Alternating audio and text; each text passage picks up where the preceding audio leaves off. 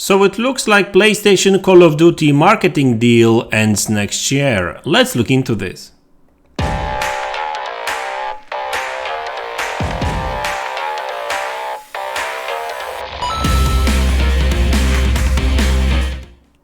Hey guys, welcome back to the channel. So I think it's no secret that PlayStation has marketing rights for Call of Duty IP, meaning that whenever a new Call of Duty game comes out, it says play on PlayStation on all ads. So basically Call of Duty is associated pretty much with PlayStation brand, right? So actually that has a tremendous effect on some of the consumers, gamers, right? Casual gamers for the most part.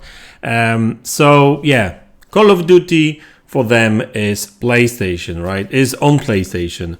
And we were all wondering when that deal is going to end, because there was some speculation last year about it. And now we know, because Brad Smith yesterday, when he was talking about that Xbox Activision deal and the contract they offered for Sony, he did say that the current deal that Sony has got with Activision ends next year. So that means that PlayStation will still, will be still associated with Call of Duty for next 2 years. So every single ad will say PlayStation on it, right?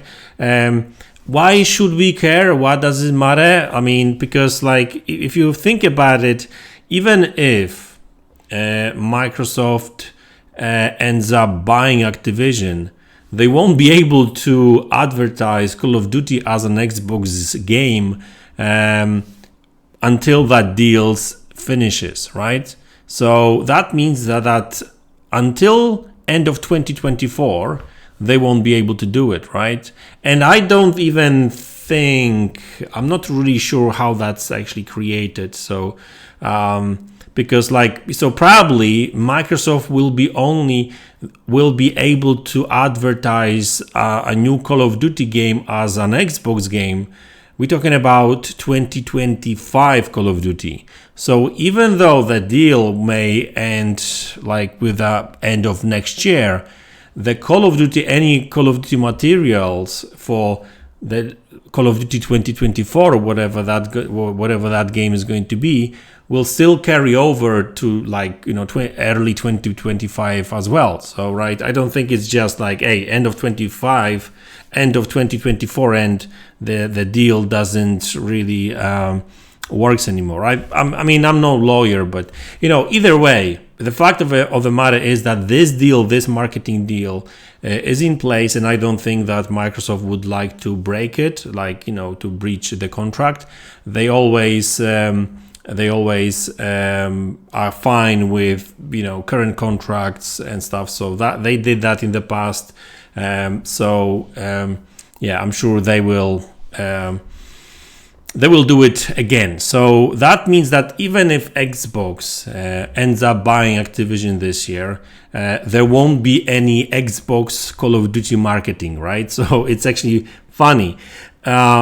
And another thing which not really many people consider is that I wonder if Xbox would be even able to put Call of Duty on Game Pass with that deal still being with PlayStation, because you never know. There might be some points in paragraphs in that deal, PlayStation Activision deal, marketing deal, that may prevent Xbox from putting Call of Duty on Game Pass. So I would not be surprised that even like a year and a half after the potential acquisition of Activision, Xbox will probably not be able, won't be able to do anything with Call of Duty IP anyway. So branded as an Xbox game, that's not going to happen probably, and probably will not be on Game Pass, at least the latest ones, because I think that I think that was Phil Spencer who said last year that he did say most, not all, but most Activision Blizzard games would end up in Game Pass if that deal goes through, right? So I think he was really aware of the fact that not all Call of Duty can be added to Game Pass, and also there may be some technical issues because, for example, the first Call of Duty Classic for Xbox, for example, is not even backwards compatible. You can play it on OG Xbox, I think. It's an Xbox Classic game, but you cannot play it on Xbox One. It's not backwards compatible unless they make it or something. So who knows, right? That may be different for PC, of course, right? But so we'll see. So like I said, looks like this deal ends next year. That's according to Brad Smith, the vice president of Microsoft. So clearly he knows what he's talking about. He knows this stuff. So like I said, so when it comes to Call of Duty, we're probably not going to see Call of Duty on Game Pass for a while. At least the games that have been advertised or marketed by PlayStation.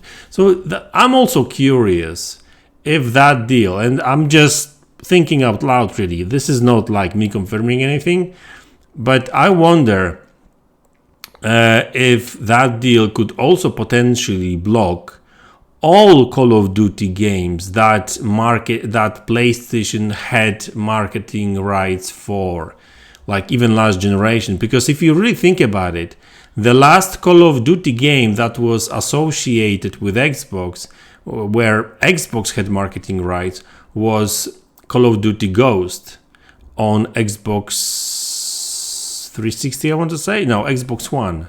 Actually, that was a cross-gen title, so it was both on Xbox 360 and Xbox One. So if that deal has been created in a way that, but I don't think that previous games would be blocked because there was no Game Pass back then. So I'm just kind of thinking out loud, really. I don't know. Either way, like when it comes to the new games, don't expect, even if Xbox buys Activision, don't expect any Call of Duty Xbox marketing, and I would not expect Call of Duty on Game Pass unless they renegotiate. Sorry, I can't speak English today.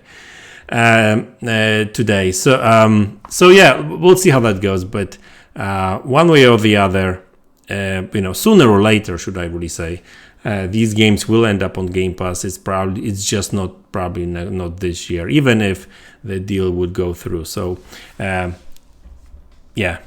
it is what it is, guys.